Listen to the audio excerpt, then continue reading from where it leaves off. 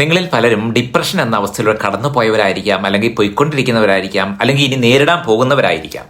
എന്തുകൊണ്ടാണ് ഡിപ്രഷൻ ഏറ്റവും ഭയാനകമായ ഒരവസ്ഥയാണെന്ന് പറയുന്നത്? കാരണം വിഷാദരോഗമുള്ള ആളുടെ അവസ്ഥ ആ വ്യക്തിക്കല്ലാതെ മറ്റൊരാൾക്കും മനസ്സിലാവില്ല എന്നതാണ്. പലരും ചെയ്യുന്ന തെറ്റ് ഡിപ്രഷൻ ഉള്ളവരെ പോയി ഉപദേശിക്കലാണ്. അവർക്ക് ആവശ്യം ഉപദേശമല്ല, അയാളെ കേൾക്കാനും മനസ്സിലാക്കാനും കൂടെ നിൽക്കാനുമുള്ള ഒരു വ്യക്തിയാണ് അവർക്കപ്പോൾ ആവശ്യം. കാരണം ഡിപ്രഷൻ ഉള്ള വ്യക്തി ആ അവസ്ഥയെ മറികടക്കാൻ ഒരുപാട് മോട്ടിവേഷൻ വീഡിയോകളും ചിന്തകളും കാണുകയും കേൾക്കുകയും ഒക്കെ ചെയ്തിട്ടുണ്ടാവും. ഇതൊക്കെ കണ്ടിട്ടും കേട്ടിട്ടും ആ അവസ്ഥയിൽ നിന്നും പുറത്ത് കടക്കാൻ പറ്റാതെ വരുമ്പോഴാണ് അവർ ഡിപ്രഷൻ്റെ അവസ്ഥയിലേക്ക് ചെന്നെത്തിപ്പെടുന്നത്. ഇത് നമ്മൾ മനസ്സിലാക്കിയിരിക്കുക എന്ന് വളരെ പ്രധാനമാണ്.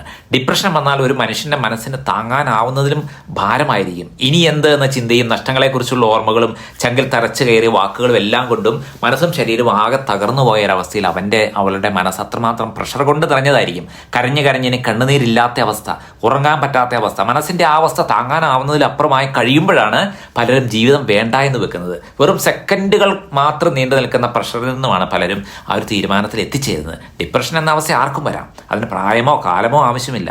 പലർക്കും പല കാരണങ്ങൾ കൊണ്ടാണ് ഇതുണ്ടാകുന്നത്. ഒരിക്കലും ആത്മഹത്യ ചെയ്യില്ല എന്ന് ചിന്തിക്കുന്നവർ പോലും ആത്മഹത്യ ചെയ്തു പോകുന്ന ഭീകരമായ ഒരവസ്ഥയാണത്. ഇത്തരം ആളുകളെ ഒരു കാരണവശാലും കളിയാക്കാനോ വേദനിപ്പിക്കാനോ നിൽക്കരുത്.